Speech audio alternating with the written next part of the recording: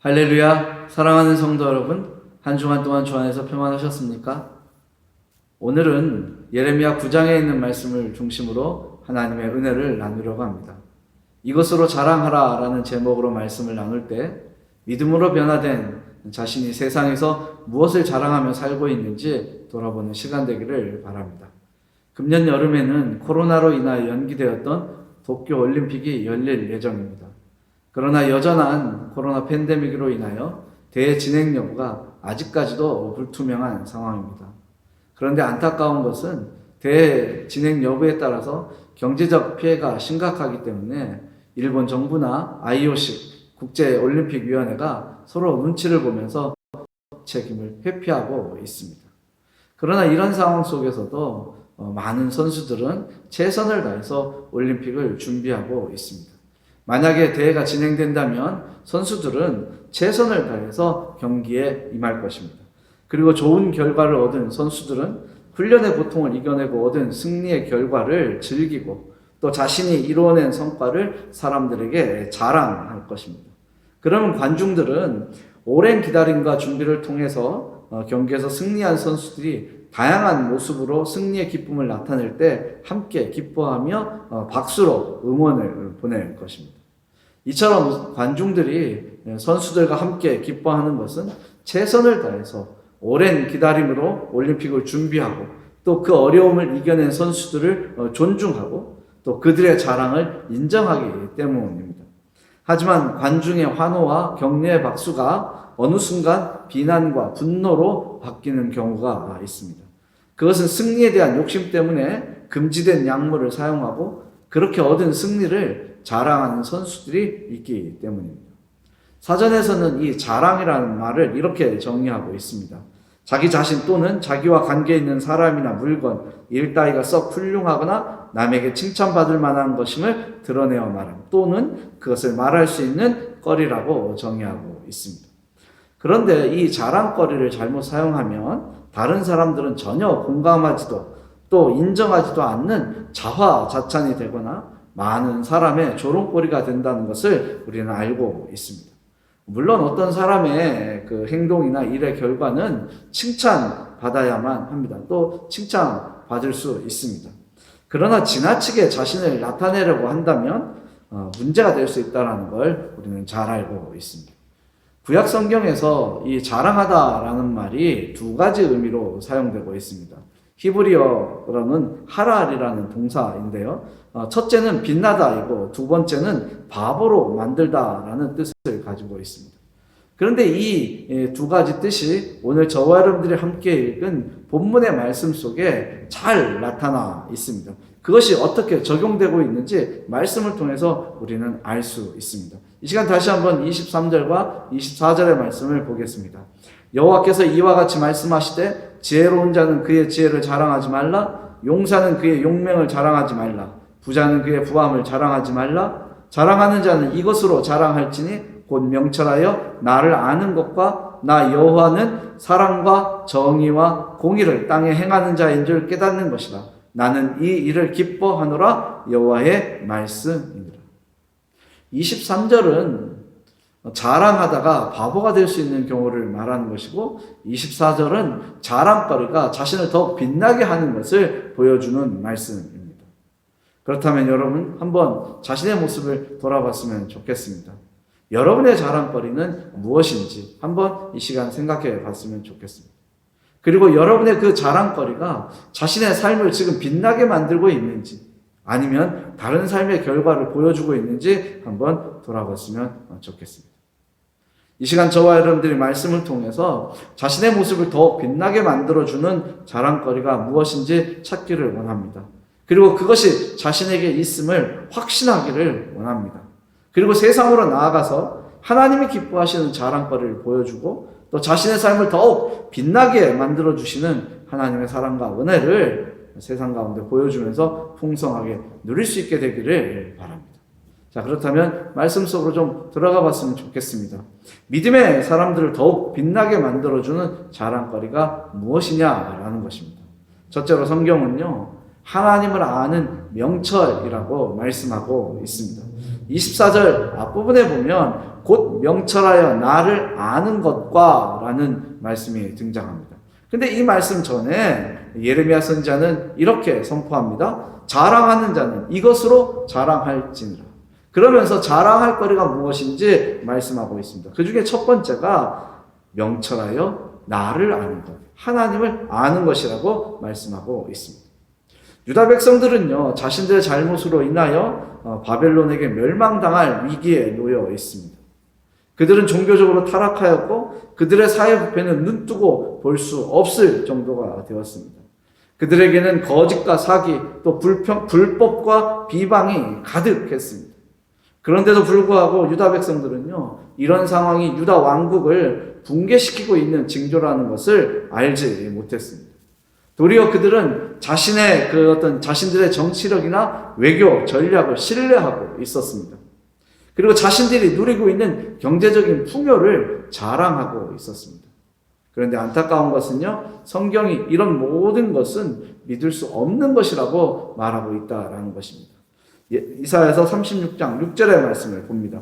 보라, 네가 애굽을 믿는도다. 그것은 상한 갈대 지팡이와 같은 것이라. 사람이 그것을 의지하면 손이 찔리리니 애굽 왕 바로는 그를 믿는 모든 자에게 이와 같으니라. 마른 나무를 잘못 만지면 손에 가시가 찔리는 것과 같은 이야기를 하는 것입니다. 갈대를 잘못 만지면 그 말라붙은 그 갈대 줄기가 손에 찔려서 상처가 되고 도리어 피해가 된다라는 것인데요. 지금 애굽을 의지하고 있는 것이 이스라엘 백성들에게 그렇게 될 수 있다라는 것입니다. 인간의 말과 지혜로 하는 정치, 외교, 또 경제, 이것은 믿을 수 없다라고 성경은 우리에게 또 하나님의 뜻을 전하고 있습니다. 때문에 예레미야 선지자는요, 자신의 지혜와 욕망 그리고 부함을 자랑하지 말라고 하나님의 말씀을 분명하게 선포하면서 경고하고 있습니다. 하나님께서는 호세아 선지자를 통해서도 이 백성에게 하나님을 아는 지식이 없다라는 것을 선포하시면서 그들을 책망하셨습니다. 호세아서 4장 1절입니다. 이스라엘 자손들아, 여호와의 말씀을 들으라. 여호와께서 이 땅 주민과 논쟁하시나니 이 땅에는 진실도 없고 인애도 없고 하나님을 아는 지식도 없다. 이스라엘 백성들이 하나님을 알지 못했기 때문에 자신들을 향해서 하나님이 어떤 뜻을 가지고 있었는지, 또 하나님이 어떤 분인지 그들은 모르고 있었습니다. 때문에 이스라엘 백성들은요, 하나님이 기뻐하지 않는 삶을 살게 되었고 결국에는 패망의 슬픔과 노예 생활의 고통을 경험해야만 했습니다. 성경은 우리에게 분명히 말씀하고 있습니다. 여호와를 경외하는 것이 지혜의 근본이요 거룩하신 자를 아는 것이 명철이다. 여러분, 이 말씀은 잠언서 9장 10절에 있는 말씀입니다. 때문에 하나님의 은혜로 구원받은 믿음의 사람들은요, 하나님의 뜻을 아는 명철을 가지는 것이 자신을 더욱 빛나게 하는 자랑거리가 된다는 것을 세상에 보여줄 수 있어야만 합니다. 이제 두 번째 모습을 보겠습니다. 둘째로 믿음의 사람들을 더욱 빛나게 하는 자랑거리는 하나님의 사랑이라고 성경은 말씀하고 있습니다. 24절을 조금 더 읽어보겠습니다. 자랑하는 자는 이것으로 자랑할지니 곧 명철하여 나를 아는 것과 나 여호와는 사랑과 또 이어서 정의와 공의를 행하는 자인 줄 깨닫는 것이다. 하나님의 사랑을 행하는 것, 이것이 우리를 자랑거리가 될 수 있게 한다라는 것입니다. 하나님께서는요, 이스라엘 백성들이 서로 사랑하며 지내기를 원하셨어요. 그래서 모세를 통하여 이스라엘 백성들에게 내 이웃 사랑하기를 내 몸같이 하라는 계명을 주셨습니다. 레위기 19장 18절에 있는 말씀입니다. 원수를 갚지 말며 동포를 원망하지 말며 네 이웃 사랑하를 네 자신과 같이 하라. 나는 여호와니라. 하나님은 이 말씀을 이스라엘 백성들에게 주시며 서로가 사랑하며 살기를 원하셨어요. 하지만 지금 패망을 목전에 두고 있는 이스라엘 백성들에게, 유다 백성들에게는요, 이웃사랑이라는 것은 존재하지 않았습니다. 그들은 나그네와 고아를 돌보라는 하나님의 말씀을 따르지 않았습니다. 출애굽기 22장 21절에서 23절의 말씀에 보면 너는 이방 나그네를 압제하지 말며 그들을 학대하지 말라. 너희도 애굽 땅에서 나그네였다. 22절 너는 과부나 고아를 해롭게 하지 말라. 네가 만일 그들을 해롭게 함으로 그들이 내게 부르짖으면 내가 반드시 그 부르짖음을 들으리. 하나님이 연약한 자들, 사회적 약자들의 고통소리를 들으시겠다라고 말씀하셨습니다. 그러나 지금 이스라엘 백성들에게는 고아와 과부와 나그네를 돌보는 모습은 살펴볼 수 없었습니다. 그들은 자신의 유익을 우선하여 지켰기 때문에 이웃에 대한 배려도 나타내지 못했습니다. 시편 94편 6절 7절에 있는 말씀입니다. 과부와 나그네를 죽이며 고아들을 살해하며 말하기를 여호와가 보지 못하며 야곱의 하나님이 알아차리지 못하리라 합니다. 정말 앞에서는 온갖 나쁜 짓을 다 하지만 하나님이 그것을 보지 않을 것이다, 못 본다라고 생각하고 있는 것입니다. 그렇기 때문에 사회적 약자들을 향한 배려는, 또 이웃을 향한 배려는 이스라엘 백성들에게서 전혀 찾아볼 수 없었다라는 것입니다. 하나님께서는 이스라엘 백성들이 이렇게 우상을 섬기면서 또 하나님의 뜻을 따르지 않고 또 다른 길로 가는 것을 보시고 안타까워하셨습니다. 그래서 많은 선지자들을 보내셨고 그들의 잘못을 책망하시고 그들에게 위로하시기도 하면서 그들에게 새로운 언약도 주시면서 그들이 하나님께로 돌아오기를 원하셨어요. 그런데요, 이스라엘 백성들, 유다 백성들은요, 그런 선지자들을 고통스럽게 만들었습니다. 우리가 함께 보지는 않았지만요, 예레미야 11장 21절의 말씀에 보면 하나님의 말씀을 전하는 이 예레미야 선지자를 해치려는 유다 백성들의 모습이 등장하고 있습니다. 말씀을 함께 봅니다. 여호와께서 아나돗 사람들에 대하여 이와 같이 말씀하시되 그들이 네 생명을 빼앗으려고 찾아 이르기를 너는 여호와의 이름으로 예언하지 말라 두렵건대 우리 손에 죽을까 하도다. 여러분, 지금 이스라엘 백성들은 예레미야가 하나님의 말씀을 선포한다는 이유로 그를 죽이려고 했습니다.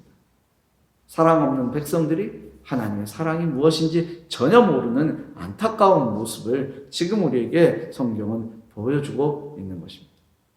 사랑하는 성도 여러분, 성경은요, 하나님은 사랑이라고 분명히 말씀하고 있습니다. 때문에 사랑하지 않는 사람들은 하나님을 알지 못한다라고 말씀하고 있습니다. 요한복음 4장 8절에 있는 말씀입니다.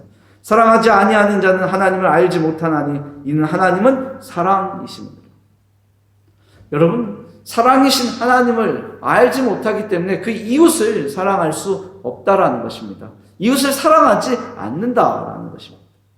오늘 저와 여러분들은 이 말씀, 요한일서 4장 8절의 말씀을 조금 깊이 묵상하면서요, 자신이 경험한 하나님의 사랑을 세상에 자랑할 수 있어야만 합니다. 하나님이 우리에게 보여주신 사랑으로 우리는 하나님과 새로운 관계를 맺게 되었습니다. 때문에 우리는요, 자신이 경험한 하나님의 사랑을 세상 가운데 자랑하고 실천하는 것이 자신을 더욱 빛나게 만들어주는 자랑거리가 된다는 것을 확신할 수 있어야만 합니다. 이제 저와 여러분들이 세상으로 나아가서 사랑을 받기만 하는 존재가 아니라 누군가에게 사랑을 나누어 줄 수 있는 존재가 되기를 원합니다. 그러면서 하나님이 예비하신 복된 삶, 행복한 삶을 저와 여러분들이 풍성하게 누릴 수 있게 되기를 바랍니다. 자, 이제 마지막으로 믿음의 사람들을 더욱 빛나게 만드는 자랑거리가 무엇인지 보겠습니다. 셋째는요, 하나님의 정의와 공의를 행하는 것이라고 성경은 말씀하고 있습니다. 이제 예레미야 9장 24절의 말씀을 한번 전부 보겠습니다. 자랑하는 자는 이것으로 자랑할지니 곧 명철하여 나를 아는 것과 나 여호와는 사랑과 정의와 공의를 땅에 행하는 자인 줄 깨닫는 것이라. 나는 이 일을 기뻐하노라. 여호와의 말씀입니다. 여러분, 하나님께서는요, 공평과 정직으로 세상을 다스리는 분이십니다. 이 공평과 정의로, 공의와 정의로 이 세상을 다스리는 분입니다. 그래서 그 백성들에게, 하나님이 택하신 이스라엘 백성들에게 이렇게 공평과 정직을, 또 공의와 정의를 행하며 살라고 말씀하였습니다. 그러나요, 이스라엘의 지도자들은 공평한 재판을 거부하였습니다. 그리고 바른 정치를 외면하였습니다. 그런데 안타까운 것은 이스라엘 백성들까지도 공평과 정직하지 못했고 공의와 정의를 행하지 않았다라는 것입니다. 그들은 옳고 그름을 구별하지 못했습니다. 그래서 하나님이 기뻐하시는 삶을 그들은 살지 않았습니다. 때문에 그들은 나라를 잃고 포로 생활의 슬픔과 고통을 당해야만 했던 것입니다. 하나님께서는 믿음의 사람들이 정의와 공의를 행하며 살기를 원하십니다. 근데 우리가요, 이런 삶을 살기 위해서는 지켜야 될 두 가지 원칙이 있습니다. 그중 하나는 빛과 소금의 삶을 사는 것이고 또 다른 하나는 은밀하게 행하는 것입니다. 예수께서는요, 제자들에게 빛과 소금의 역할을 하며 세상을 살아가라고 말씀하셨습니다. 마태복음 5장 13절입니다. 너희는 세상의 소금이니 소금이 만일 그 맛을 잃으면 무엇으로 짜게 하리요? 후에는 아무 쓸데없어 다만 밖에 버려져 사람에게 밟힐 뿐이니라. 우리가 세상에서 빛의 역할을 하는 것은 예수님, 빛 대신 예수님을 세상 가운데 보여주고 복음을 증거하는 것으로 감당할 수 있습니다. 문제는 이 소금의 역할을 우리가 감당하는 것입니다. 우리는 소금의 기능에 대해서, 그 특징에 대해서 너무 단순하게만 알고 있습니다. 우리가 알고 있는 소금은 그냥 음식의 맛을 내거나 또는 부패를 방지하는 것으로 이해하고 있습니다. 근데 정말 중요한 것은요, 이 소금은 사용된 뒤에 형체를 찾아보기 어렵다는 특징을 가지고 있다는 것입니다. 소금이 사용되면 맛은 알 수 있지만 그 모습은 볼 수 없다라는 거예요. 하나님께서는요, 우리 예수님께서는 바로 이런 모습을 제자들인 우리에게서 원하고 있다라는 것입니다. 쓰임을 받고 나서 여전히 자신의 모습이 나타나는 것이 아니라 그 결과들만이 존재하는 것. 그래서 나는 보이지 않는 것을 원하신다라는 겁니다. 또 다른 하나, 정말로 예수님께서는요, 구제할 때에 은밀하게 행하라고 제자들에게 말씀하셨습니다. 마태복음 6장 3절에 있는 말씀입니다. 너는 구제할 때에 오른손이 하는 것을 왼손이 모르게 해. 여러분, 예수님은 오른손이 하는 것을 왼손이 모르게 하라고 말씀하셨습니다. 이것이 주님의 뜻이라고 분명히 말씀하셨어요. 그런데 우리가 이렇게 사는 것은 결코 쉽지 않습니다. 대부분의 사람들은 작은 것을 크게 나타내려는 것에 익숙해 있기 때문에 그렇습니다. 하지만 예수님은요, 사람들의 눈에 보이지 않지만 이웃과 사회를 살리는 삶을 살아가라고 우리에게 말씀하고 있습니다. 우리가 하나님의 정의와 공의를 행할 때 이 두 가지 원칙을 지키며 자신을 나타내지 않는 것은 매우 중요합니다.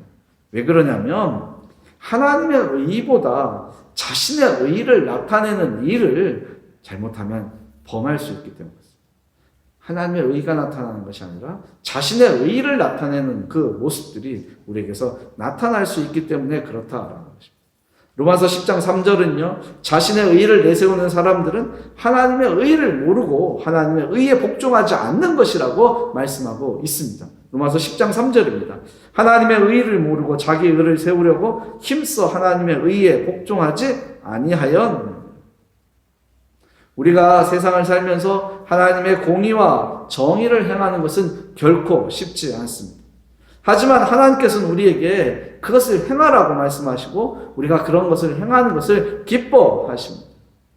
중요한 것은 자신의 의가 아니라 하나님의 의를 행하는 것이 저와 여러분들의 삶을 빛나게 한다라는 것입니다. 여러분, 세상에 나아가서 하나님의 의를 행하고 그런 모습을 통해서 자신의 삶이 더욱 풍성해지고 더욱 빛나는 것을 경험하시기를 주님의 이름으로 축복합니다. 자, 이제 오늘의 말씀을 정리합니다. 오늘 우리는 말씀을 통해서 자랑거리에 따라서 자신의 모습이 빛나기도 하고 바보가 될 수 있다라는 것을 살펴보았습니다. 그리고 유다 백성들이 무엇 때문에 멸망의 길에 들어섰고 바벨론의 포로가 되었는지 말씀을 통해서 살펴보았습니다. 유다 백성들은 패망을 앞두고도 하나님을 찾기보다는 자신들이 가진 것을 의지하고 자랑하는 데 힘을 쏟았습니다. 때문에 그들은 하나님의 사랑을 경험할 수 없었습니다. 지금 이 순간에도 많은 사람들은 세상의 지혜와 용맹 또 부를 자랑하며 그것에 살 길이 있는 줄 알고 열심히 그것을 따라다닙니다. 하지만 성경은요, 우리에게 그런 것을 자랑하다가는 자신이 바보가 될 수 있다라는 것을 보여주고 있습니다.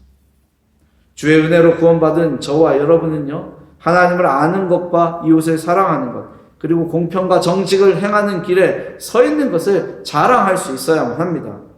이것이 우리의 삶을 더욱 빛나게 하고 더욱 풍요롭게 만들기 때문이 그렇습니다.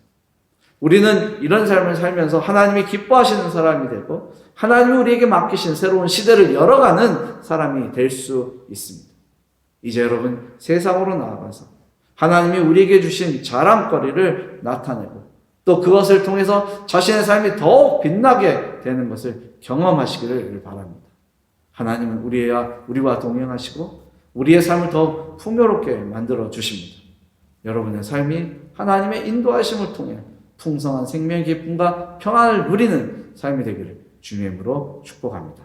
기도하겠습니다. 하나님 감사합니다. 주께서 오늘 우리와 함께 하셔서 하나님의 말씀으로 세상 가운데 우리들의 모습이 어떻게 나타나야 되는지 알게 하셔서 감사합니다. 무엇을 자랑하느냐에 따라 바보가 될 수도 있고 자신이 빛날 수 있다라는 것을 다시 한번 살펴봅니다. 하나님, 우리의 삶이 주님으로 인하여 빛나기를 원합니다. 우리를 새롭게 하고 새로운 피조물이 되고 하나님의 사명을 맡은 자로서 세상을 살게 하신 그 하나님을 세상 가운데 나타내길 원합니다. 하나님, 우리를 지키시고 인도하여 주옵소서.